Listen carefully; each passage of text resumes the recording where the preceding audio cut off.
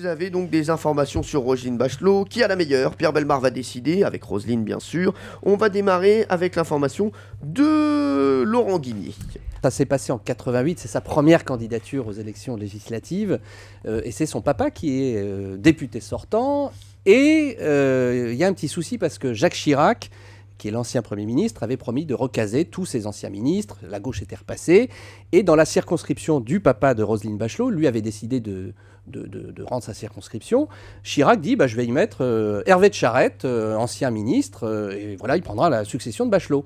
Sauf que papa Bachelot, il veut que ça soit Roselyne qui soit candidate. Et le RPR dit non, mais pas question, c'est Charette qui sera candidat. Et ils attendent, donc vous avez fomenté un coup avec votre père, vous attendez 10 minutes avant la fin du dépôt légal des candidatures. Vous savez, on dépose à la préfecture avant minuit le nom du candidat. Donc c'est Charette, et hop, à minuit moins 10, c'est Roselyne Bachelot dont on dépose le nom comme candidate. C'est fort. Et donc vous avez entourloupé le RPR, qui a dû être furieux à l'époque, la rue de Lille. Et c'est comme ça que vous êtes retrouvée candidate aux élections législatives et que vous avez été élue. D'ailleurs, après un duel assez serré, parce que le candidat socialiste était bon. Et c'est comme ça que vous avez été élue pour la première fois député. Surtout qu'on était dans une vague socialiste. Voilà. Et ce que j'ai trouvé formidable, c'était Jacques Toubon, qui était le secrétaire général du RPR de l'époque, qui était évidemment furieux. Et quand je suis arrivé élu à l'Assemblée nationale, il a pris mon père dans ses bras. Il a dit « Ah Jean, il y avait que toi qui pouvais faire un truc aussi merveilleux. » Mais quelle bande de salopes! Ah, c'est drôle. Alors, est-ce qu'il y a justement, petite question, il y a des similitudes entre le monde politique et le monde de la télévision, non? Ah oui, c'est un monde de cruauté, oui. Non, et puis, il n'y a pas les mêmes codes de cruauté entre la politique et les médias, mais dans les médias, c'est finalement beaucoup plus pervers, parce que c'est toujours « ma chérie, je t'aime, c'est formidable ». Or qu'en politique, on vous le dit jamais. Oui. Mais c'est à peu près la même chose. Mais c'est vrai, et derrière, on vous met des couteaux dans le dos, dans les médias aussi. Terrible. Vraiment, terrible. vous avez déjà eu de mauvaises expériences?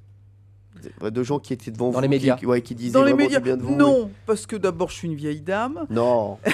Non, vous êtes Merci. une petite jeune. J'ai trouvé que les gars là, vous étiez pas très Ouais, c'est réactifs. vrai. Mais vous êtes une petite jeune, au contraire, vous débarquez, vous On démarrez dans le débarque. métier. Non, ça Non. va. Puis j'en ai beaucoup vu. D'accord. Valérie Benaïm, votre information sur Roselyne. Alors, Roselyne Bachelot, on la connaît, on connaît la femme aujourd'hui avec le caractère jovial, convivial, joyeuse. Mais Roselyne Bachelot a eu une éducation très austère. Dès l'âge de 8 ans, elle est allée en pension. Une pension qui n'était pas très loin de chez elle, à peine 400 mètres de chez elle. 400 mètres de chez ses parents. Et elle ne rentrait que quelques fois par an. Elle aurait pu faire le chemin à pied et rentrer à la maison, mais non, parce que ce n'était pas comme ça qu'on décidait à la maison. Il fallait aller à l'école et y rester. Et son quotidien, c'était être levé à 6 heures du matin par les bonnes sœurs. Le dortoir, il y avait 80 lits environ. Ah, c'était à la dure, et c'était messe obligatoire pendant 1 heure le matin. Elle passait toutes ses récréations à faire de la musique, notamment du piano. On comprend donc la passion pour Verdi. Et les cours commençaient par 20 minutes de prière. Franchement, une éducation très, très austère, à la dure, rigoureuse. Et aujourd'hui, on voit la femme que ça a donnée, comme ça, très joyeuse, très joviale, avec un caractère enjoué. Mais j'avais repéré une chose, c'est comme on allait à la messe sans avoir petit déjeuner, il y avait des filles qui tombaient comme des mouches. Alors je me mettais à côté d'une fille qui s'évanouissait à la messe, je faisais le convoyage à l'extérieur de la chapelle, c'est pas mal. et évidemment, ensuite, je faisais ce qui me plaisait. Déjà ministre de la Santé. quoi. Voilà, exactement. Bravo, Julien. Ah ouais. Très bonne histoire. Très belle histoire. Les deux. Parce que Guigny avait une belle histoire également. Oui, non, mais c'est plus intime, là. Jean-Luc Lemoyne, vous avez la pression. Oui, beaucoup de pression. Non, je voulais dire que Roselyne Bachelot en politique, c'était pas pour rien. Elle avait déjà des prédispositions, puisque peu de gens le savent, mais en fait, elle est fan des tontons flingueurs. Et elle connaît toutes les répliques par cœur. Donc je me propose de la tester un petit peu. Ah bah oui. Je vous donne le début, vous me donnez la fin de la réplique, et après on fera un tout petit quiz sur les répliques d'Audiard, si vous voulez bien. Alors, les cons, ça ose tout. C'est même à ça qu'on les reconnaît. C'est curieux chez les marins. Cette manie de faire des phrases. Ce besoin de faire des phrases. Faut reconnaître Que c'est plutôt une boisson d'homme.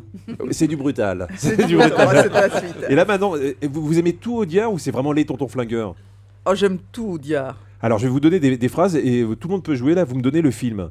Alors quand les types de 130 kilos disent certaines choses, ceux de 60 kilos les écoutent. C'est quel film ça? Ça, Personne on l'a pas. 100 000 $ au soleil. Ah oui, c'est ça. Oui. Un pigeon, c'est plus con qu'un dauphin, d'accord, mais ça vole. Elle est formidable, celle-là. Alors, est-ce que vous connaissez ça? Le grand bleu, le grand bleu. Non. Les oiseaux se cachent pour mourir. Faut pas prendre Les enfants Enfants du du bon Dieu pour des canards canards sauvages. sauvages. sauvage. Vous savez quelle différence y a-t-il entre un con et un voleur? Un voleur, de temps en temps, ça se repose. Ah oui, ça se connaissait, mais je sais plus dans quel film. Ça, c'est le guignolo. Ah oui. Et une dernière, parce qu'elle concerne la politique.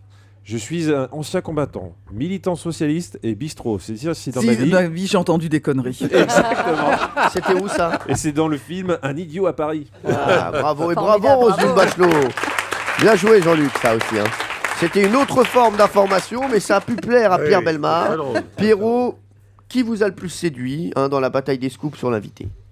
Ce qui m'a le plus séduit, enfin ce qui m'a le plus étonné, ce qui m'a appris moi personnellement le plus de choses, c'est évidemment les révélations que nous a fait tout à l'heure Benaïm. Voilà. Donc, Et Valérie n'a pas raconté, parce que ça paraît inouï à 60 ans d'un intervalle, c'est que j'avais des sabots en pension. Oui, c'est vrai.